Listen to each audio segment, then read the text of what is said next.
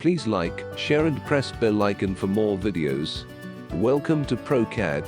In this video I will show how to make battery pack.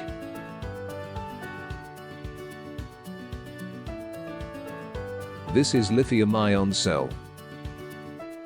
This cell is having positive and negative terminals. This one cell is having 3.6 volt DC and 3200 mAh rating. Now let's see how to increase voltage of the battery. Connect all the cells in series like this. To increase voltage we need to use this simple formula. Here 5 number cells are used and total voltage is 5 multiplied by 1 cell voltage. This battery voltage is 18 volt DC and 3200 mAh rating.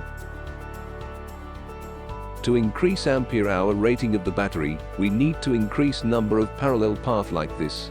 Here 2 parallel paths are connected. So total rating is 6400 mAh. This 18 volt DC and 6400 mAh rating battery is ready to use. Please subscribe for more videos. Thanks for watching.